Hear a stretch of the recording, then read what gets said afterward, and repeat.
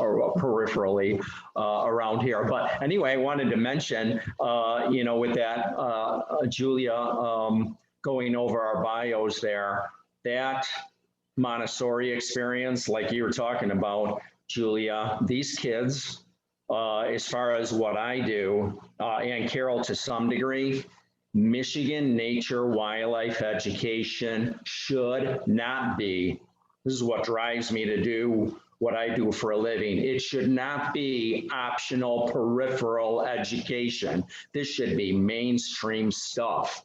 And there are private schools like these Montessoris. There's actually 4 of them. Private schools I'm going into right now, who the staff gets this. Wow. And look at what do kids get excited about this?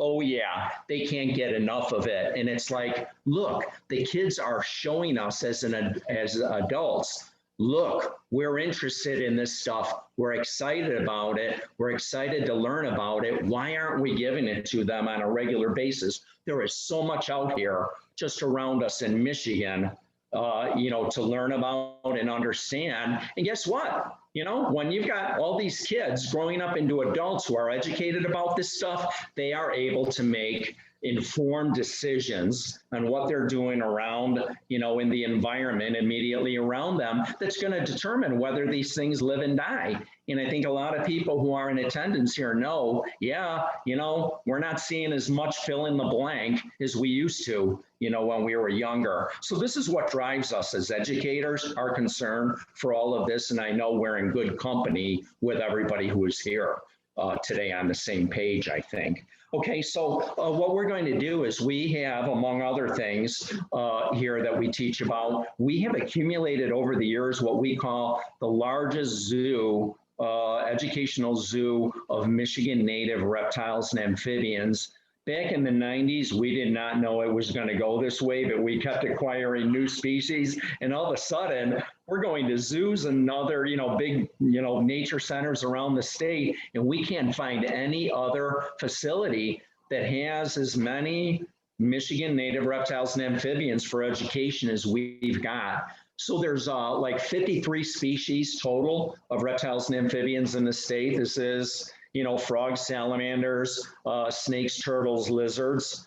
And things have changed a little bit with COVID because the age of COVID, we've lost so many jobs that we normally have in person. We're not keeping up with replacing some species we lose here as much. Currently, we're at about 36, 37 species, but typically here we've got about 45, 46 of the state's 53 species. If you're wondering which ones we're missing, they tend to be like the endangered species in the state that are much more, difficult to come by legally, of course. So with that, I'm going to start out giving a sampling of just, some that I just handpicked from our collection here. All of them can be found over on the west side of the state in the, Great Ear area around Ludington, but most of these, are found over most of the state. And when they're not, we'll let you know.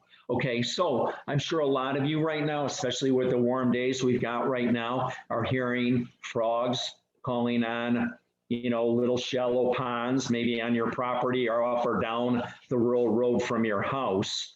And so timely with the season, I thought we would go over some information and show you Michigan's 3 earliest breeders to start calling. Very often people hear the sounds of the frogs out there, but they might not realize who is who they're listening to. So it turns out Michigan's 2 first frogs to start calling on these shallow ponds, I've got them in a jar here right now, happen to be Michigan's 2 tiniest frogs. These are in the tree frog family. They are not much more than an inch in length. One is called the western chorus frog. The other one is the more familiar northern spring peeper. And I've got one of each of them in here, and I'm going to shake them out into this pan and see if we can give you a closer look at them. But first, let me show you, some of you may have seen these before. The DNR puts out these posters. You see these in schools sometimes or at nature centers, posters of Michigan native reptiles and amphibians. Here's a Michigan frogs and toads. poster. And I like taking one of these to show you a certain field mark of an animal where I can hold that picture right up close. And then you can see if you can notice the features I point to on the live animal. So here is a photograph of the little spring peeper. I'll make sure that glare is off of there. And here's what I want to point out. Can you make out the lines crossing on its back? On this one, it almost looks like a little X. Yeah. Well, the scientific name is Pseudacris crucifer cross. And so it gets its name, scientific name, for that X on its back. Not all peepers have a perfect X, but you know what you do see? Lines running into each other on its back. Okay, so you see a little tannish colored little frog and it sticks to stuff. It's a tree frog. You know, you're looking at the peeper, X peeper. So this other one, the chorus frog, same size as the peeper. And these are the two that are calling sometimes on the same pond together right now. The chorus frog has lines on its back too, but check out what's going on here. You see any crossing? The lines on its back run parallel to each other. And so its scientific name is Pseudacris triceriata, 3 lines. And so it's got these parallel lines on its back. And I tell people, these are really good field marks. I have never in my life put my eyes on a chorus frog that had 2 lines touching on its back. Never. They're all running parallel. Now, saying that, and with our frog I'm about to show you here, their lines are broken sometimes. Sometimes these lines running along their back might look more like they're perforated. You might see 1 or 2 that have some breaks in them or something. That's still a chorus frog. There's individual variation you have to get used to. All right, so here we go. Let's try to shake these 2 out. And you can look at them after having looked at the poster and decide for yourself, okay, which one is the peeper here and which one's the chorus frog? I'm hoping the lighting here, we get a good, yes. Someone wrote, can James' picture be enlarged? I don't need to see all the blanks. Change your view. So Wally and Jim, does Jim need to change his view to speaker view? Because right now mine says speaker view. There we go. How about that? Is it working? Is that better? Because it's still little on my screen, so. Is that working, I hope? Is that better? On there. New message. Okay. Okay. Because everyone has their own control. Yeah. Okay. All right, so here we go. I'm gonna tilt this down. And these 2 frogs are sitting in the container, and you're gonna try to see who's got the parallel lines and who's got the X. I'll hold this one up first. That's the chorus frog. Yeah. Ooh, yeah, all right, and then you got that one. Now again, I'm looking at a really tiny little image on my screen. I can't, so you have to tell me if you're getting a good look at it. Right now on my screen, this frog is about 1/8 of an inch across.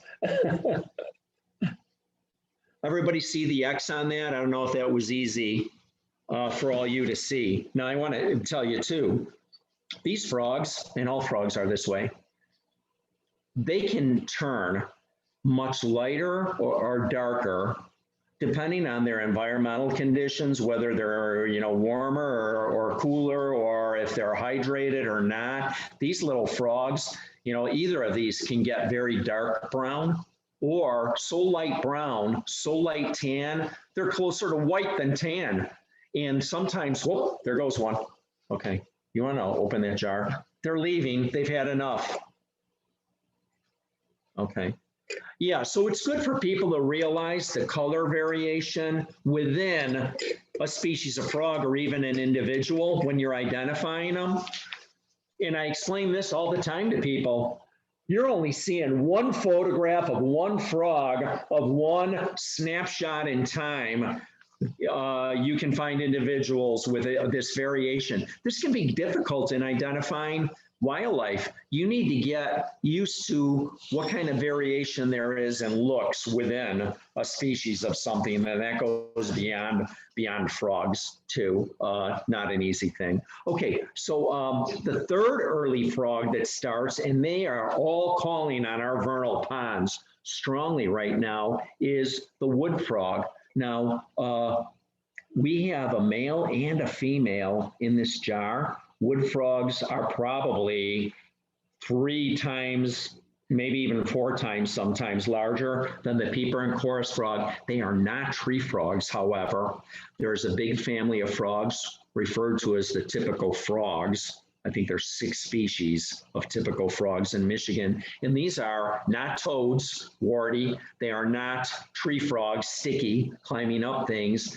They're just what people think of as regular frogs. What your regular, in your mind, what a frog looks like, it's in the typical frog family. So the wood frog is one of the typical frogs. It's not clinging to glass. It's not warty. It's just a regular looking frog. Okay, I'm going to put these into this tray again, and we'll see if they behave.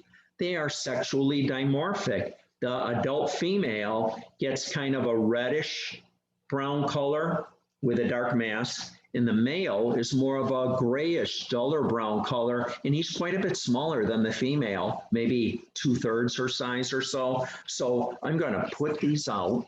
Yep, they both have the dark mask, Carol mentioned. Okay, I'm going to tilt this down. Okay, behave, you two. Stay put. Here they are. And so can you make out, you can obviously see which one is larger than the other one, but can you make out that that female is redder looking than that more dull, kind of more grayish brown male? And they both have that, that mask over the eye.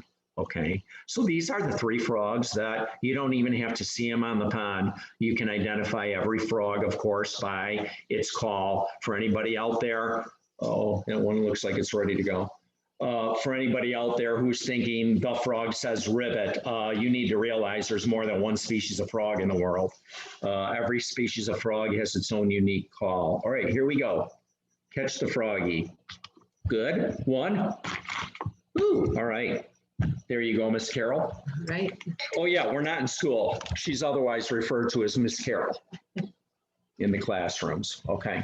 All right, now I'm going to play some recordings and show you some images of these. I'm going to be talking about vernal ponds here. So just so everybody is clear, some of you may be familiar with what a vernal pond is. Sometimes people call it a pool.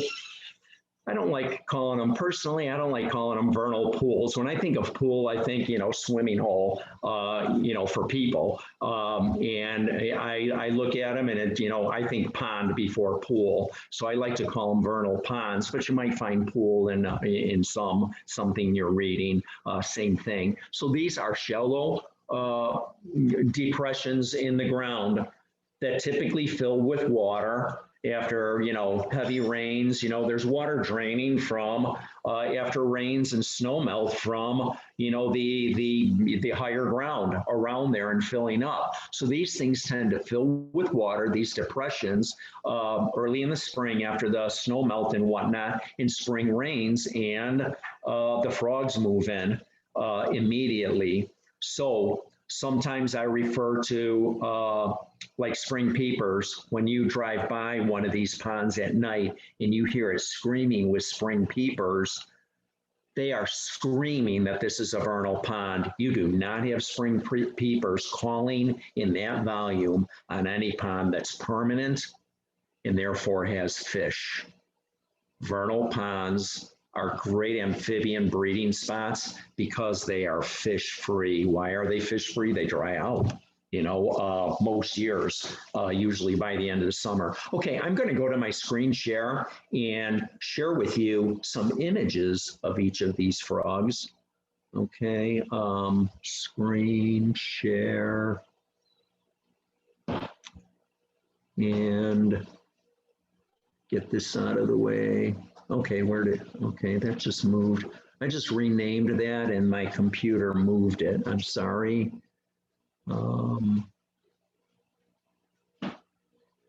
Okay, my computer just moved this. Oh, there it is, okay. Turkey vulture drying his wings. Okay, so here's a shot of a spring peeper. There we go. I took this picture on a night, first week of April, one of these warmish nights like we're having right now, you know, and caught this one in mid-peep. So that's, I've got a couple more here that are vocalizing. You get to see them with that vocal sac blown out. Okay, and then here is a chorus frog calling. In some of these side views, you can't see their markings on their back. Now this chorus frog, you see that its lines are broken on its back. This one has quite a spotty back. And then I wanted to show you the wood frogs as well. I took a picture on our vernal pond. These are all on our vernal pond of wood frogs in amplexus. That's when the male is on top of the female. And check this out. You can see the female is bigger and redder looking underneath than that grayish male. And look at all the eggs underneath them. Wood frogs lay all of their eggs. You wade into one of these vernal ponds and you hear all of the wood frog action. We're going to play recordings now. All that wood frog action going in one corner of the pond. And you wade in there and you see masses of eggs all over the place. These masses of eggs, each clump you see on there, I have my cursor, I can show you, each clump like this laid by one female has several hundred eggs in it. And look how many there are. Now this little spot that you're looking at is probably only about 6 inches wide.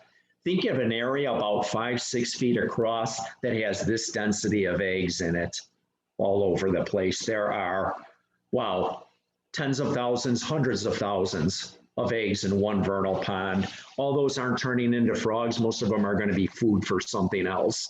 Eventually, just a relative handful get to emerge. All right, I'm going to play a recording I just made last night of spring peepers calling on our vernal pond right back here. So this is about 1 minute long. And I'm going to walk to this pond that's right on the back edge of our lawn. Here we go.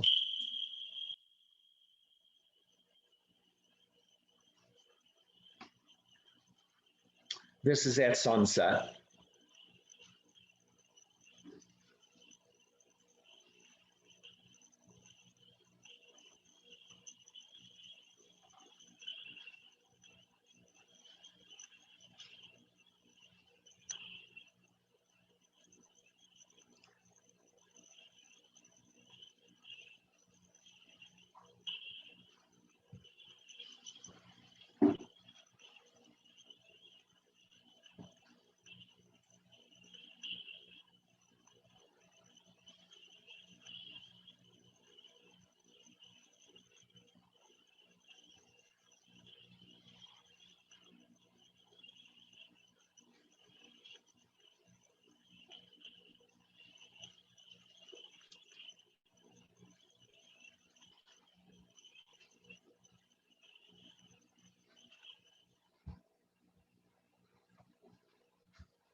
All right, good. All right. So I'm sure a lot of you, oh, let me stop the share on that.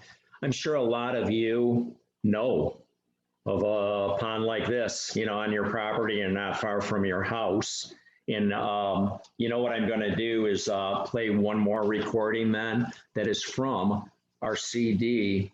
This took me 8 years, but I went out and got a good audio recording of every frog in the state, all 13 species. That took me 8 years to secure a good audio recording of every one, some of them quite rare, and then made an instructional environmental CD of this. And so I'm going to play the environmental CD now with chorus frogs calling, and then the recording goes into wood frogs So the chorus frogs are described as somebody dragging their thumbnail down the teeth of comb, mechanical, brrr, brrr, like that. Wood frogs sound like a duck convention, just, hyper quacking all over the place. So I've got this loaded onto my phone here. I think this shut off again, didn't it, Carol? There we go. All right, so I call this segment A Chorus Line into the Woods, based on the Broadway productions.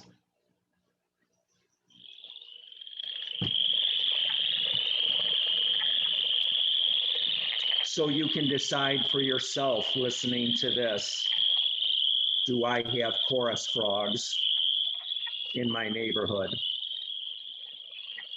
Now, for any of you that know a vernal pond that has this noise right now coming out of it, and it's more strong during the day than at night. The chorus frog calls more energetically during the day. I can describe the habitat around there. Chorus frogs need wide open, kind of grassy spaces around. A chorus frog is not a woodland frog. They need lots of wide open, grassy spaces with open sky overhead. So somewhere in some direction from that vernal pond, you've got a habitat that looks like that. The wood frogs, well, named for the woods that they occupy. Spring peepers occupy woods in more brushy habitats. There's a woodsy element there. So sometimes you can have brushlands with a lot of woody growth, bushes and stuff that is good for spring peepers too. So that kind of stuff. Just think of woody element as opposed to wide open grassy areas. Now this recording right here, as I said, I recorded this in like mid-90s on our pond right back here. And what you're gonna find here, I recorded this about 6 o'clock in the evening, that you can listen for this, when the chorus frogs die down and they're about to start doing this, you can suddenly hear the birds. There's robins singing, you can hear a chickadee going off once the frogs die down. And then, like right on cue, 30 seconds later, the wood frogs that were floating all around me, holding still, start quacking and kicking into gear, and it sounds like a duck convention where all the ducks have something to say at once. So there's the robin singing.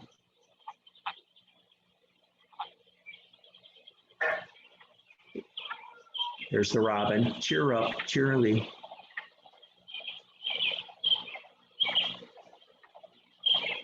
I'm hoping you're picking that up.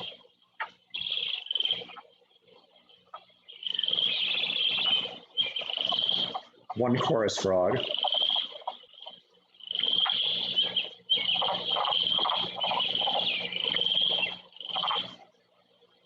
All right, here we go.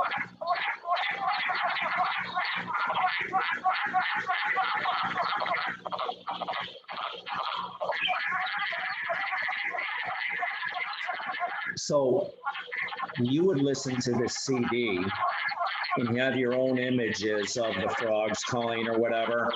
I was out there. I have the personal images in my mind of what this was like when I was out there. The reason the wood frogs weren't calling in the beginning is when I waded into the water with my recording equipment, I scared the wood frogs that were there, and they dove under the water and they're hiding. And I had to stand there like a statue for about 10 minutes. And one by one, the wood frogs start popping up from underwater. But meanwhile, the chorus frogs across the pond kept calling, and I was recording them. Then they died down nicely. And all of a sudden, 1 or 2 wood frogs started going, and then they all went. Wood frogs have a very short window of breeding time. The wood frogs on our property, on our vernal ponds, are just about done breeding. They peaked out last week. Wood frogs only have about a 2-week on average window of breeding time. That's it. They're easy to miss on a frog and toad survey because their breeding window is so short in early spring. Okay, I'm going to cut the wood frogs. And we can keep it moving onto something else. If anybody hasn't figured this out by now, try me. I can go a whole hour just about spring peepers, chorus frogs, wood frogs, and I want to. But this is how much there is to learn, where these could be mainstream, heavy duty units, that take up weeks of education instead of this peripheral stuff, where you're just getting little bits of it. Hey, let's learn about reptiles and amphibians. My mind is just chock full of what do I not talk about, because there's so much more. Okay, now we are going to cover a couple of other amphibians really quickly in something everybody needs to know. Wherever there is a vernal pond where you're hearing these early frogs calling, peeper, chorus, wood, any of the combination of those three, there is salamander breeding action, no doubt about it, going on in the same pond. But salamanders are much more difficult to observe in the environment, highly nocturnal. They shy away from light. They're like little amphibian vampires. They shy away from light, highly nocturnal. And these things are these early ones belong to a family called the mole salamanders, tiger salamander, followed by spotted and blue spotted salamanders, are breeding in these same waters as the peepers and chorus frogs and wood frogs, but they're underwater, going to the water at night, like on a warm, rainy night, coming up from underground, heading to the pond, and they're swimming around silently under the water in the dark, finding each other chemically, not by sound. They're finding each other chemically in the water. A female sitting there is releasing a pheromone out into the water, right through her skin, and males are swimming around in the dark. They can't see a thing. It's not like they have night vision. They are feeling their way around chemically under the water in the dark, and they can feel on their skin when they're in close proximity to a female that's releasing their pheromone off of her skin. How cool is that? And, so when the male gets close to a female in the dark, he can feel her presence close by. And when he locates her, he starts doing this elaborate little swimming dance around her that lets her know every salamander species has its own wiggly dance. And if you've got two different species of salamanders coming together, and one of them, maybe a very gung-ho male, makes a mistake of, blue spotted, courting a spotted salamander instead, he starts doing the wrong swimming dance around her, and she's not going to recognize him as, anything that she wants to continue to interact with, let's say. So here is a beautiful young adult spotted salamander. Going to put this one in my container and show it to you there. Now look at this. The spotted has these bright, almost fluorescent spots down its back, but it has more orangey spots, a couple of them up by its head. Can you make that out? That those ones up by its head are more orangey looking? What a gorgeous salamander. Okay, and these can get maybe, from nose to tail, maybe a big adult, maybe about 7, maybe 8 inches, 7 to 8 inches or so. And then this other one that tends to be more common across the state is the blue spotted. Now, this one too is a little bit of a subadult. This spotted I showed you is about 5.5 inches long.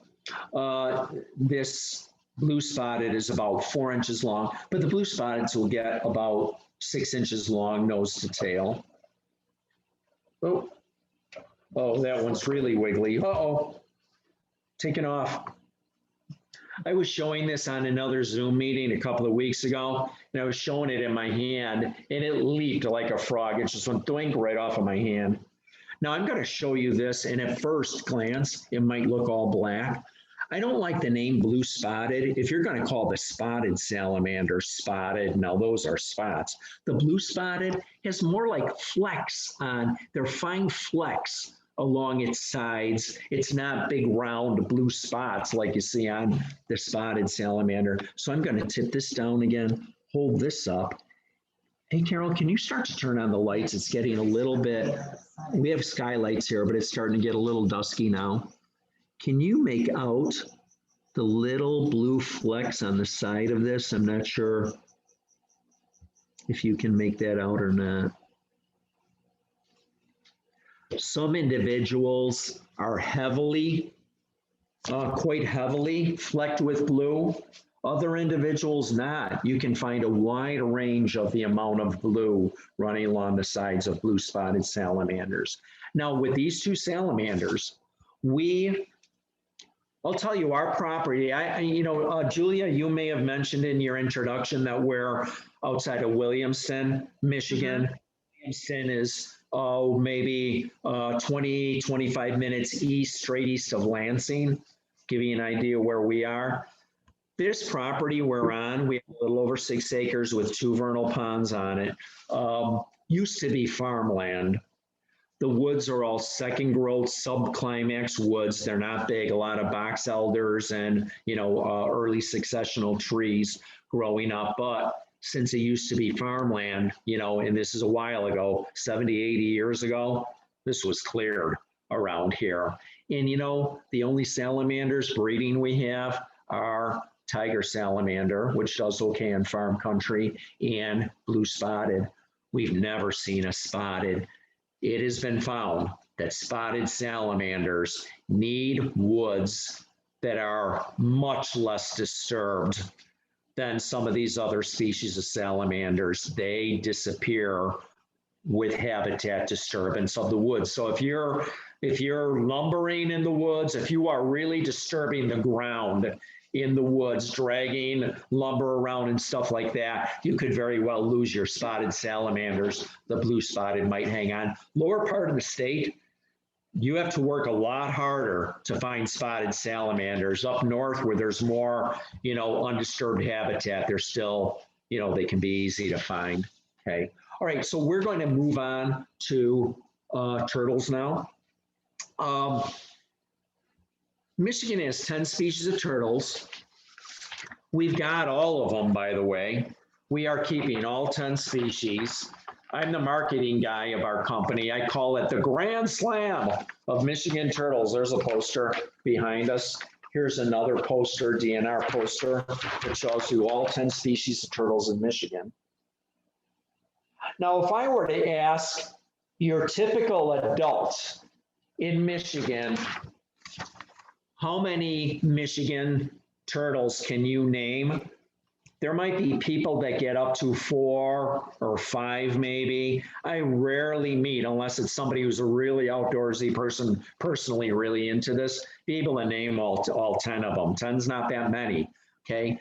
But there are 2, and you all can let me know which ones I'm talking about. There are 2 across the state, end to end, that everybody knows. There are 2 turtles in Michigan. Everybody knows. Give it to me. You know what they are. Painted turtle. Yeah. Yep, that's one. Snapper. You got them. Those are the ones that everybody knows. There's a reason for that. They might have a hard time coming up with some of the others. Why does everybody know painted? Why does everybody know snapping? Well, it comes down to this. Interestingly, these are the only 2 Michigan turtles that can be found in every county in the state, UP, Lower Peninsula, east to west, whatever. Not only that, they can occupy, these 2 are the wetland generalist turtles. They can occupy any old water. Big deep lake, yes. Tiny little pond, yes. Vernal ponds, we got both of them. We see commonly in our little vernal ponds here. The things dry down and the turtles leave, but as soon as water fills up, they're back. Big wide river, yes. Tiny trickling stream, yes. Ditch on the side of the road filled with garbage, yes, sometimes, So no wonder everybody knows these. These are the ones they see. Here is a little 1.5-year-old snapping turtle. Hey, Carol, can you get me another towel to lay over this? Yeah. As I get closer, I want to make sure it's not dripping on the keyboard bad. for that to happen. And you know what? A turtle that's being held every now and then, it has had enough of your handling it and it squirts out of its back end. I don't want to short out our keyboard here.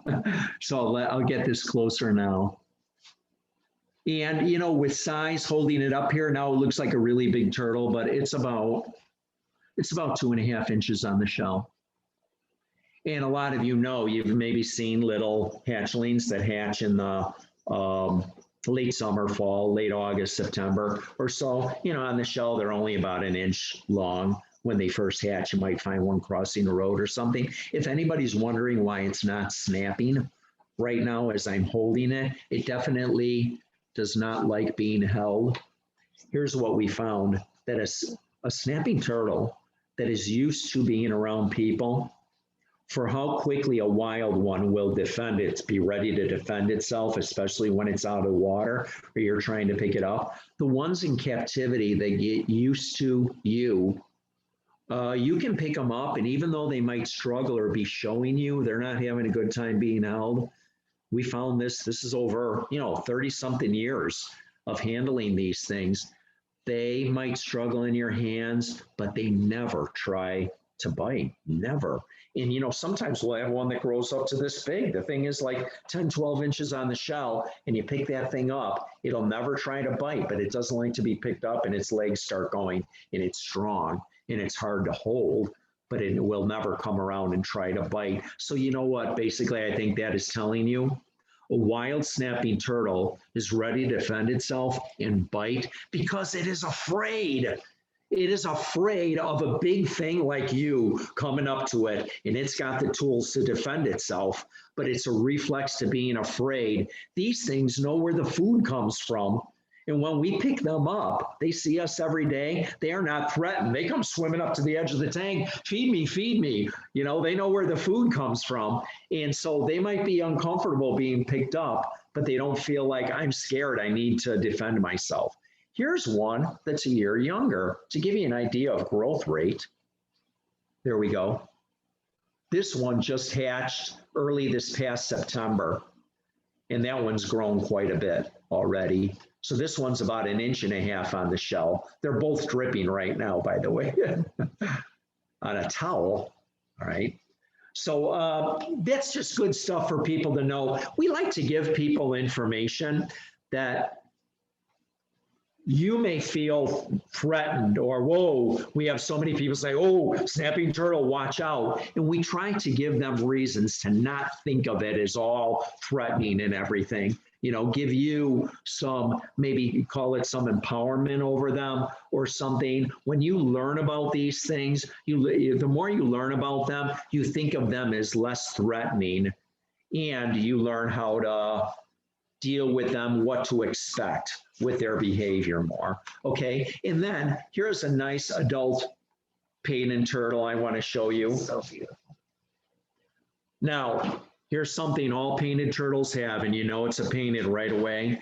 Dabs of red or orange all around the rim of the shell. That probably gives it its name, painted turtle, like somebody went crazy with a bright orange paintbrush making these little dabs all around the edge of the shell. From the top, you can see the dabs, maybe just very slightly, along the edge of the top here. But from the side, wow, is that, very bright, invisible. So these are what I would call, clincher field marks. The snapping turtle, by the way, big or small. Some of them are more rough on the top than others. More mountainous almost looking on the top. And I find others that are surprisingly smooth across the carapace, the top of the shell. However, it is the only Michigan turtle that has that tail that looks like a dragon tail. It's got those little plates sticking up along the top of the tail. You want to grab me that one? I can show that up close again. Should have done that while it was out.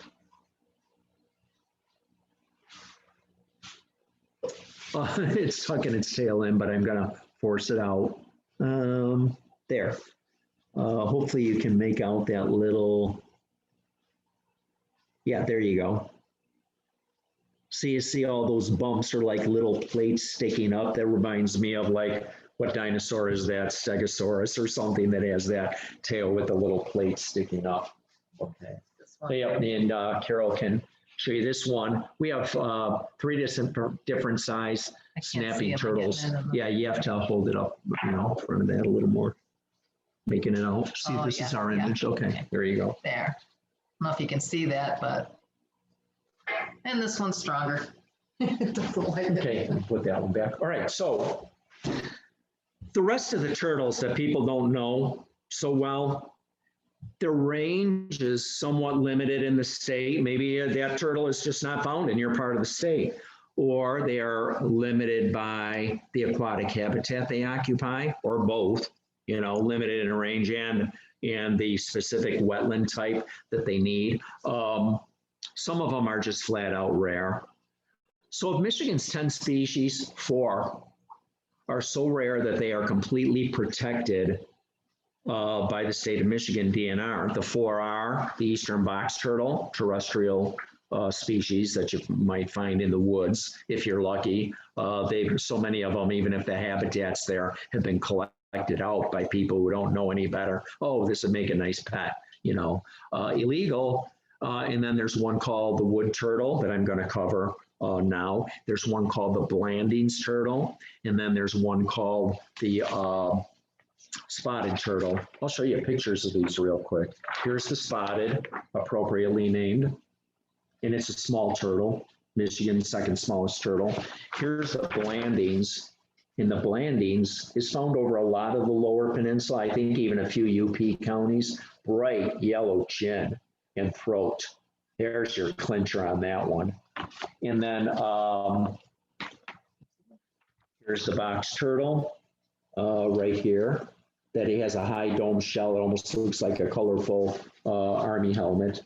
And then the last one we're going to be talking about is the wood turtle right here. It's got an all black head, unmarked black head, but it has kind of orangey skin on its neck and even on parts of its legs and the flesh that goes inside between the neck and the legs as well. Okay, so I decided for the people over Ludington way, or anybody who's living more up north in the northern half of the lower peninsula or UP, to talk about the wood turtle, because you live in an area where you could very well come across a wood turtle, this rare turtle in the state. And we have a subadult here, so cute.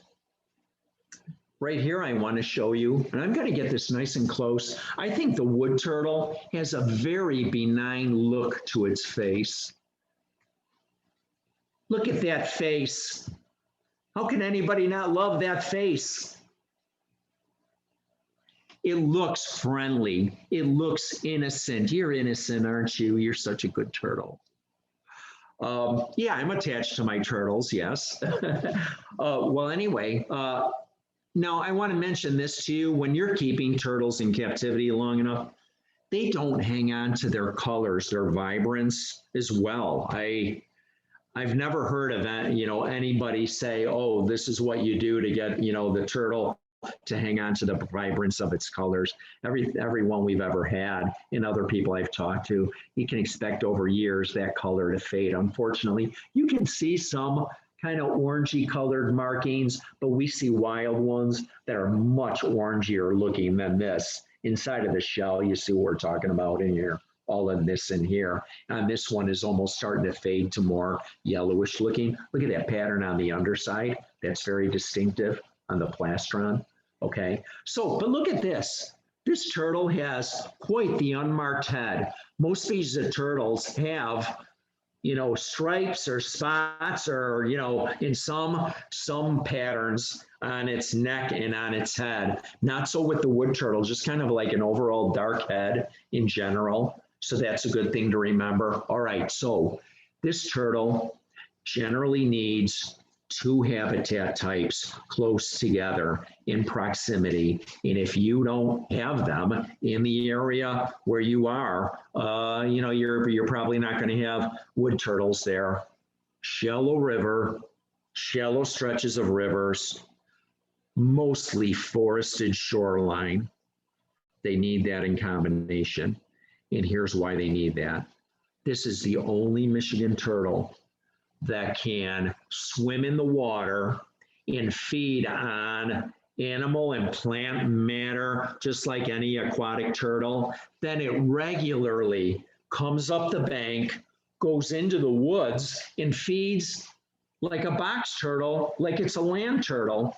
So here's another general fact about turtles that a lot of people aren't aware of. All of the aquatic turtles, not a single one of them, except this one in Michigan, is capable of eating out of the water. They have to be in the water to swallow. So we see this with our turtles all the time. We have them, outside in the sun in this kiddie swimming pool. There's a stack of rocks in the middle and they come up and pile up and sun themselves. But sometimes we'll give one of the aquatic turtles, like a painted turtle, a turtle food stick, and it smells it and it knows, ooh, this is food. And it'll take it right out of our fingers. But it's on the rock. It's sitting there within its mouth and it can't swallow it. And right away, it plunks down in the water to swallow it and eat it. It needs water in its throat in order to swallow. This one eats underwater fine, or on land. It's just walking around, digging up worms and stuff. They eat, they eat vegetative matter. This thing will graze on our grass. We put it on the lawn. It'll just walk around, eating grass like it's a Canada goose or something, just clipping it with its beak. So amphibious feeding turtle, very unusual. You want to get me that one of the little ones? Okay, so that's the habitat they need. They have been wiped out of the lower part of the state. Why? There's hardly any forest next to stretches of shallow rivers anymore. So many of the rivers have been so developed on the shorelines, they can't make it anymore.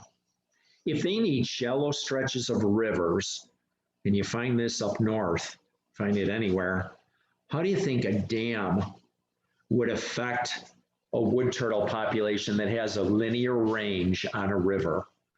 All right, all they can do is disperse up and down that river and then go into the natural habitats on the shoreline. You drop a big dam in there that floods, turns everything down from the dam or upstream rather into a deep, deep reservoir.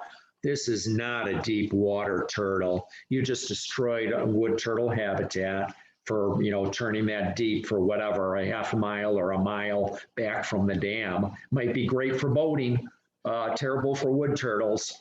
And so the dams act as big walls of dispersal. There is never ever going to be again wood turtles on this side of the dam able to mingle genetically on either side of that dam. You just built a wall right in the middle of their linear range where you've genetically separated them. Okay, so you see the problems there. Okay, and then one other big one I want to talk about, there's more, is this, raccoons. A lot of people are unaware of this. Back in the 1800s, there were no raccoons in Michigan. A raccoon historically is a southern animal, and it's been increasing its range northward as the human European presence builds on the landscape. It's like, whoa, this is easy. I tell kids in schools, what a raccoon calls a cornfield? All you can eat corn restaurant. You know what one calls a soybean field? All you can eat soybeans. We've made life too easy for raccoons. Then you got the garbage, you got the bird feeders, and everything else, what you're, stuff you're feeding farm animals and whatnot. Here is a baby wood turtle. Look at that little cutie. This is a hatchling from this past August. What a little cutie. So this one is about 2 inches on the shell right now. When we got it, it was only about 1 inch. Okay, so here is the point I want to make about raccoons and wood turtles.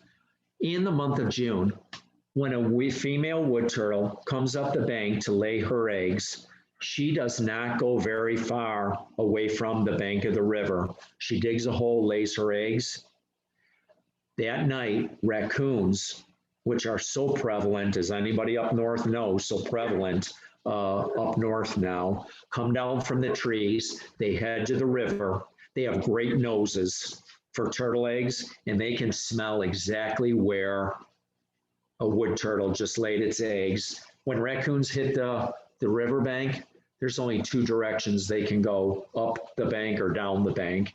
And riverbanks have turned into raccoon highways. And here you got a female wood turtle laying her eggs right in the raccoon highway. There is so close to 100% of wood turtle eggs are getting eaten by raccoons. It is hard to find baby wood turtles on northern rivers anymore. You see these adults that can live up to like 80 years, and every year or two, the females come up out of the water and feed raccoons. Okay. Now I want to just quickly let you know how we got this one. We have 3 of them right now. 2 of the 3 we are giving to a wood turtle researcher. He's no doubt about it, the top wood turtle researcher in the state. And he started this about 20 years ago when he saw the tremendous amount of destruction from the breeding efforts from raccoons. He started with his technicians on his study areas on different rivers up north. When he sees a female laying eggs, they dig them up, mark the exact location where the eggs were laid, put them in a bucket of sand, and take them back to his lab at MSU. And when they hatch at the end of the summer, he does one of 2 things: takes them back, the hatchlings, to the exact spot on the river and dump them in the water. So he just saved them from the raccoons.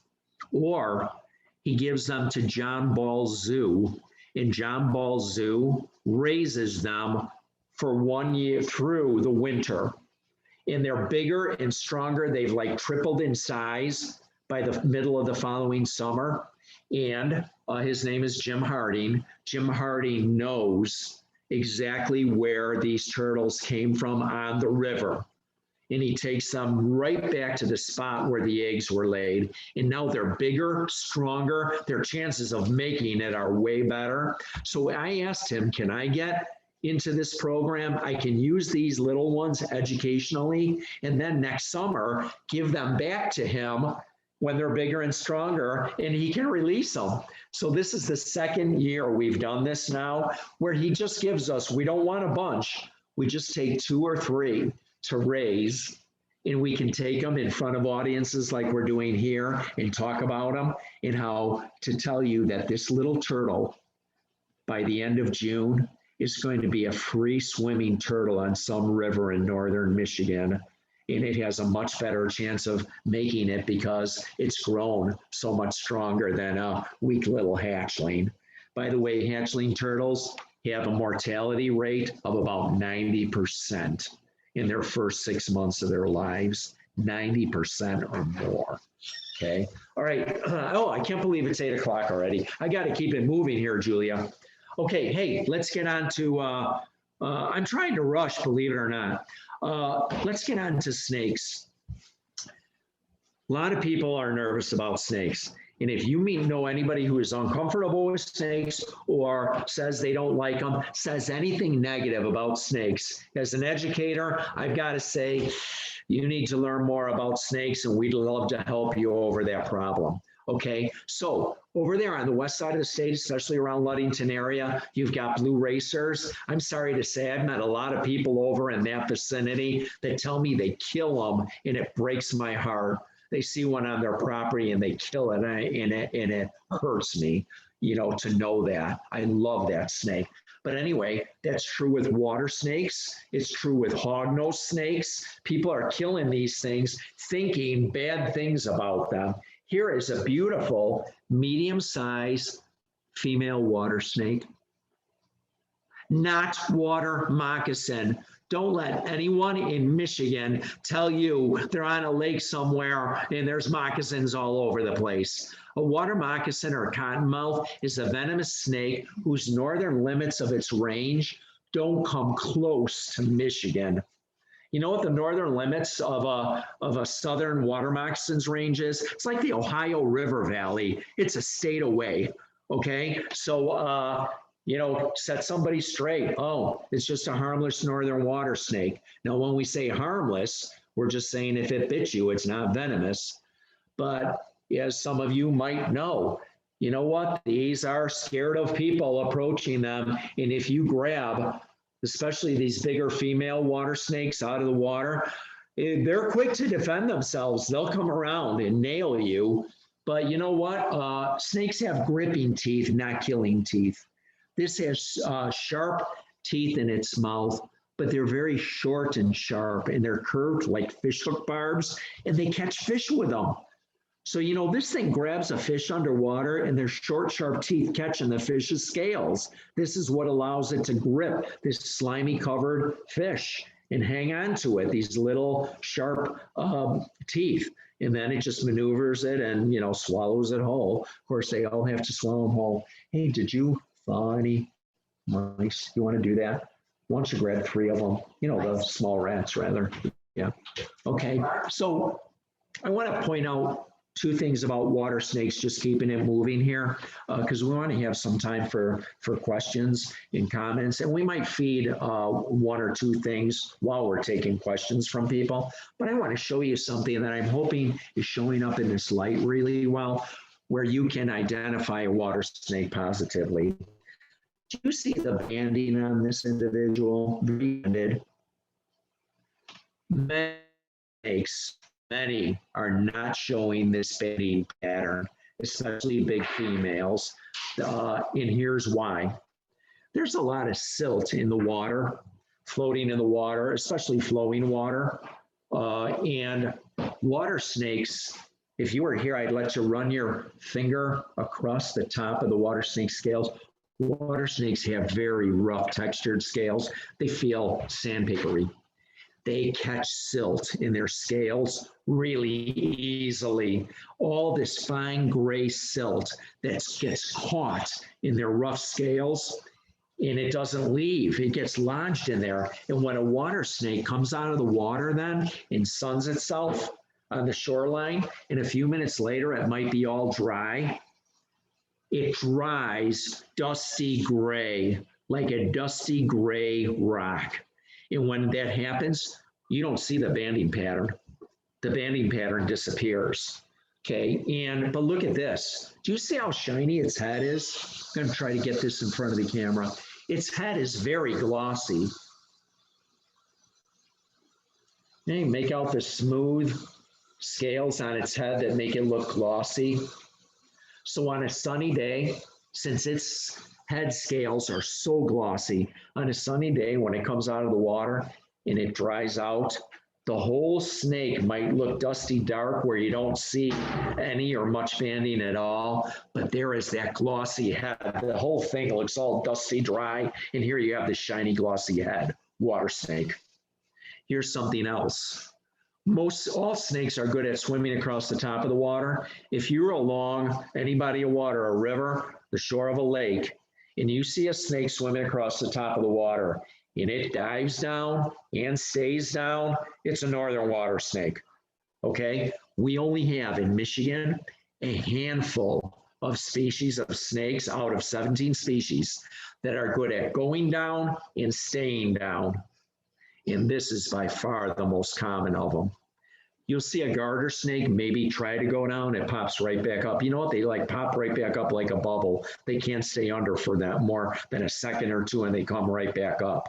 Okay, this one can spend a long time. It goes down, and you see that thing pop up, 30 feet down shore, 2 or 3 minutes later or something. So they're going after minnows. Some fishermen justify killing these, saying, oh, they're eating all of my fish, okay?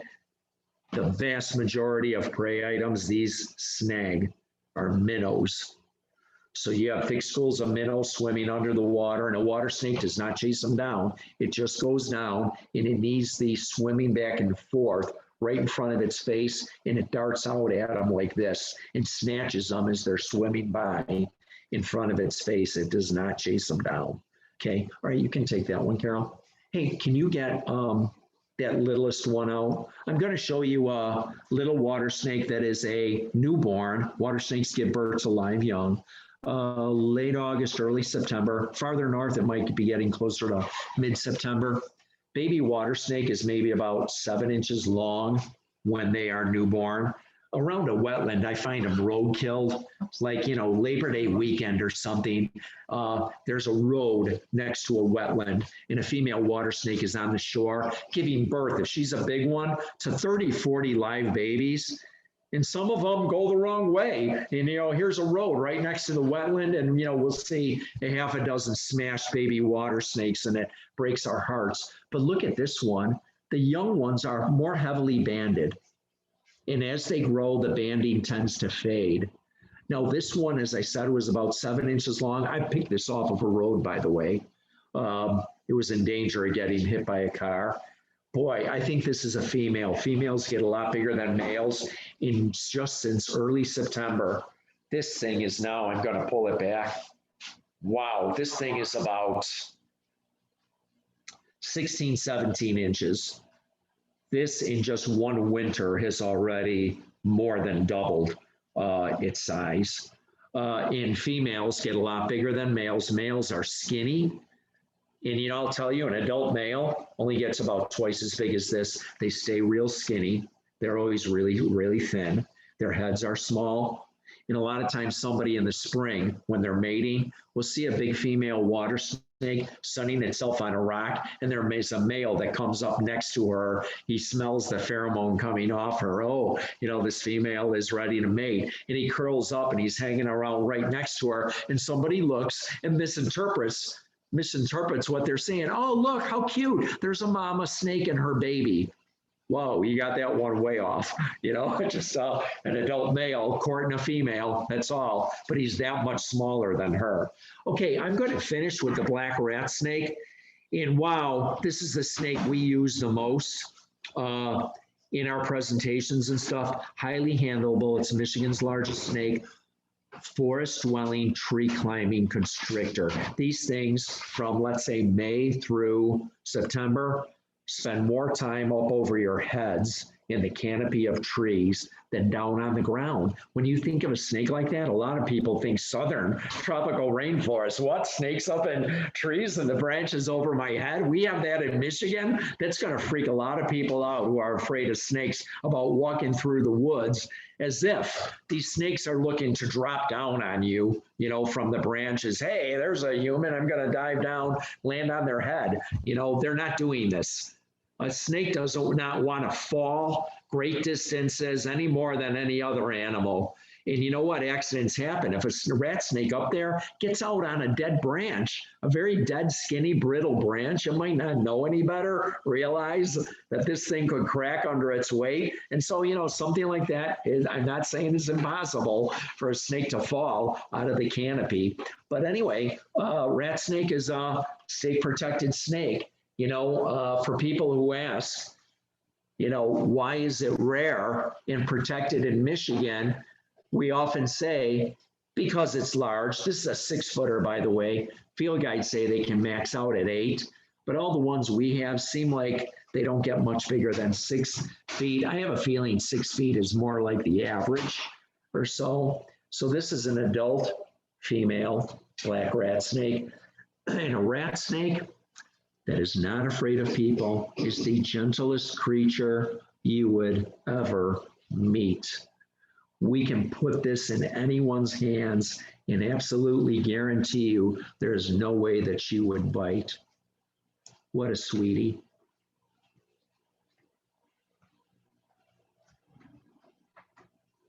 Okay, so it's a southern snake. If any of you in the summer are traveling south of Michigan, you are more likely hiking through a forest to see a rat snake in a state south of Michigan than here in Michigan. Okay, and however, they're found about in appropriate habitat, mature forests, undisturbed forests. My voice is starting to go here finally. Can you get me something to drink? She's all over it. But anyway, the 3 things making this snake go down are, number 1, its size. So many people assume it's big, it must be dangerous. They kill one when they see it. They just assume it's dangerous. Well, this is harmless to people. Second reason is loss of habitat. If you fragment a mature forest enough, the snake is going down. Our big snake needs more room. This thing needs acres to move around, not little postage lots. And then the third thing bringing them down is roadkill. So imagine this, 2-lane highway out in the country, a little garter snake this big gets out on the road, a few cars could go by and the tires manage to miss it. Hey, when this thing is crossing a road, this thing's taking up a whole lane out there. You got a car coming down a country road, it's going to be lethal for a big rat snake. So these are just good things for people to know. I'll tell you this, Ludington area, mature undisturbed forest in the Ludington area, there are rat snakes that get up that far north along the lake. The counties along the lake, we have heard of people who sound like they're reliable reports from us, spotting black rat snakes in undisturbed forest settings all the way up in the Leelanau Peninsula. Okay, so this snake, its range gets about halfway up the lower peninsula, but on the west side of the state, because of the mild, moderate winter temperatures on the west side of the state, you're all familiar with, their range on that west side manages to creep up the counties on the west side. So it's still a rare snake, but keep it in mind, out in your neck of the woods over there, Ludington area, it's not impossible to see a rat snake. And we occasionally get reports or photos from people who send them to us. Wow, this was outside of Manistee. How cool, So anyway, we're going to finish up there. Carol, while we are taking some questions here and comments, we don't have to stick just with the species I covered. We can take questions and comments about any species you would like to talk about. And we can let Julia will manage some of those questions and comments. Hopefully we have some. But in the meantime, we're going to feed this rat snake while I'm answering these questions here. Carol thawed a few small rats, and this snake is due to eat. And we're hoping it eats right in front of you. Right. Okay. So does anybody have any questions? Do you want to either put it in the chat or Yes. click on the emoji, under reactions, a hand? Anybody? I've got some questions. What questions? Oh, good. I know you'd have some lined up just in case. Yeah, you talked about the wood turtle being in near shallow rivers. How shallow? Yeah. Is it like 2 or 3 feet or? A lot of people are, canoeing or kayaking the rivers, and all have experienced long stretches of the river where it's just like knee deep or something, So I'm going to say, waist high or less, you can see the bottom of the river is good. There's a lot of stretches of rivers where, for quite a while, it's about that depth on average. And you'll see them up on the banks, sometimes up on logs, sunning themselves. Sometimes they get up on the banks as well. So it's good for people to be able to identify that and know, hey, don't catch this thing and take it home for a pet. This is a state protected turtle. Right. They're in quite big trouble. The spotted turtle is not, it's rare, isn't it? A species of. That is the rarest turtle in the state, in fact. So some of the wood turtle and the spotted turtle, you have to report it, I believe. Report them. The DNR likes to know where they're being seen. In fact, I'll tell you, if anybody cares to look this up, you can put an app on your phone. Look up Michigan Herp Atlas. Are you familiar with that, Julia? Have you heard of it? Yeah, I've got that. Yeah. So anybody who wants to participate in this, you can help. So there's a spotted turtle. You can help with Michigan Reptile and Amphibian Conservation by helping the DNR keep track of how species are doing in different parts of the state from one year to the next by reporting them on this app. So you can get this app where you're out in the field and you take a picture of it, if you can. Sometimes it's too far away, you can't take a good quality picture, but they like to have the verification that you know what you're talking about. Right. So if you report something that's really rare and you don't have a picture of it, they might throw that out. They're going to believe you if you say, "Oh, I saw a painted turtle here." They're without a picture, they're more likely going to believe you, than if you say, "Oh, I saw 10 spotted turtles on this pond, and it's this rare turtle." You have no photographic evidence. Right. So I encourage you, look that up on the internet, Michigan Herp Atlas. Go ahead and search that, and you'll find how you can get that app right on your phone. Julia has it. I have it on my phone as well. Okay, Kathy wants to know, what are the small red, blue striped salamanders that are commonly found under logs and rocks? Blue striped? I don't know about blue. I've seen the red striped. Well, excuse me, I want to make sure everybody knows, and especially over there on the west side of the state, about the skinks. A skink is a lizard, and the young ones have a bright blue tail. I don't know of any Michigan salamander that has blue stripes. There is none. But the red, there's the blue spotted. I can't think of another salamander that has any kind of blue on it. How about the So red? they're real, yeah, there's the red-backed salamander that's under logs in undisturbed woods or less disturbed woods. So the red-backed might have a reddish-orange stripe. They're as skinny as a worm, reddish-orange stripe running down the back. There is also a color phase that they call lead-backed that is that skinny like a worm, but it does not have the red stripe. The whole thing just looks dark gray. And it's the same species in two color phases. And that's a common salamander in some undisturbed woods. Practically every log you turn over, might have one or two of those. And they do not need vernal ponds. That is the only Michigan salamander that breeds without water. And so as long as you just have water, Carol got one out here for us. I'll bend this down so you can see. Oh, this yeah. is right there. Now you can imagine with a salamander this tiny, we have to feed it really tiny little crickets, really tiny little like pieces of the skinniest, tiniest worm you can find and cut off a little 1/4-inch piece. These really tiny amphibians are, they take more maintenance. You have to, be holding stuff up to them to make sure, that they're eating tiny little things up. You can't just throw a bunch of tiny stuff in there hoping that they eat. We need to actually see, yes, I saw something go down its throat, And Lori put in the chat that it's the season to report the herps to Michigan Herp Atlas, like you talked about. And the DNR has a new My Eyes in the Field. And I think I got a DNR email today and it mentioned that, yes. Really? Okay. I hadn't heard of that. So that's new this year? I guess, yeah. Okay. My Eyes in the Field, it's called? Okay. You get DNR emails? My Eyes in the Field. And then Patrick says, don't post locations on social media. I can see, yeah, you wouldn't want people to go. And then Kathy goes, you spoke of raccoons eating wood turtle eggs. Do they eat other eggs too? What about turkeys? How do they affect herp pods?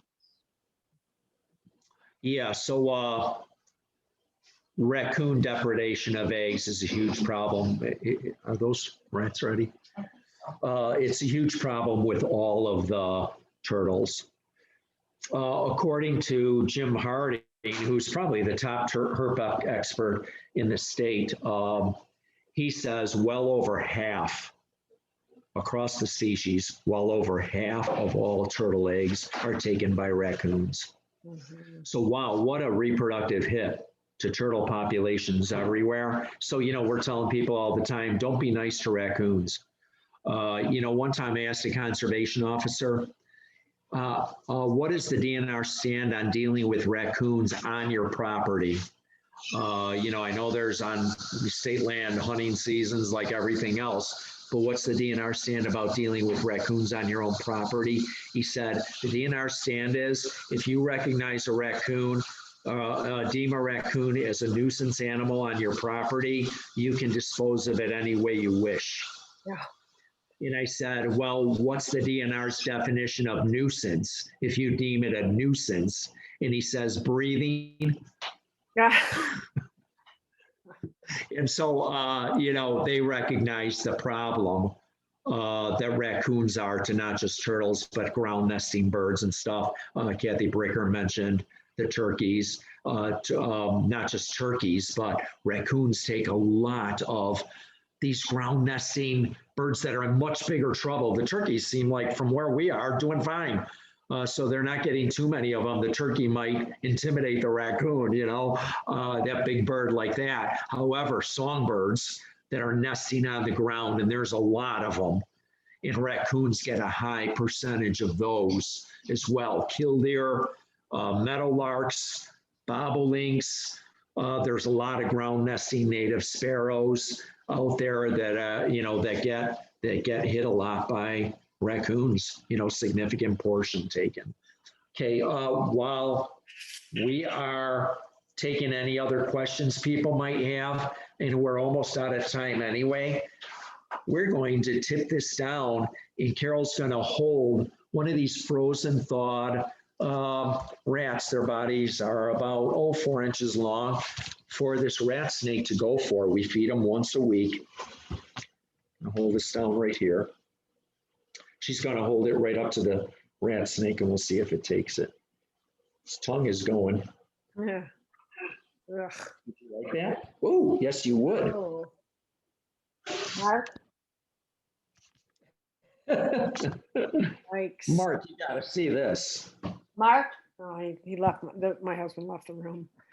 Now, you know, it's a cultural thing that people call it the black rat snake. Hey, you know, some farmer has rats that clears a forested area so he can farm. I'm thinking going back into the like late 1800s, early 1900s, and a rat snake comes out of the adjacent forest, finds its way into the barn. Wow, there's a lot of mice and ratty stuff in here. And, you know, the farmer finds this big black snake eating a rat in his barn and starts calling it, oh, that black rat snake, that rat eating snake. And it gets that name. You know what? In the woods, in its natural habitat, you know what we found is a perfect body size for an adult rat snake? Chipmunk.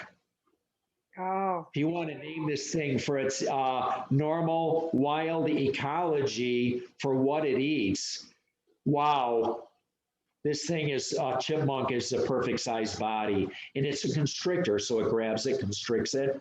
The last 2 summers, we've gone on a chipmunk trapping jamboree right around the perimeter of our house because, like I'm sure a lot of you live in country settings, you know, the chipmunks are turning the ground around our foundation into Swiss cheese, and we're trapping them. And last summer and the summer before, I trapped over 40 chipmunks between May and September, and all of them went into our rat snake stomachs. And if people are here and they want to see one of these chipmunks get grabbed and constricted and eaten by a rat snake, we're showing it to people all the time.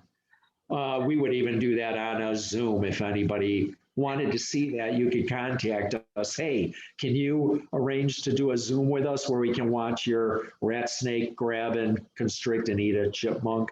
That's not up everybody's alley. Okay, she's ready for another. Okay. It has a little bit of tail sticking out of the mouth.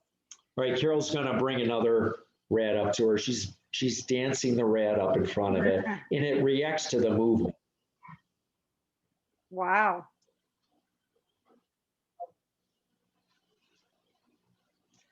So these rat snakes, we feed these adults. We have 5 of them this size right now, and we feed them each 3 of these small rats this size, one after another, and that's good for them for a week. They're good for a week then.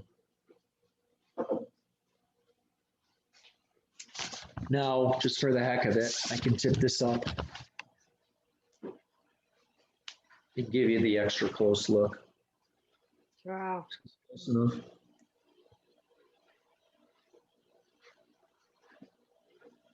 And she'll just walk that flexible mouth up and over it. So sometimes here's what I found with the Zoom. You might not be comfortable if we were in person with me sticking this close to your face. It's okay on the screen. Down the hatch. Some people are fine with it that close. We call it nature in your face.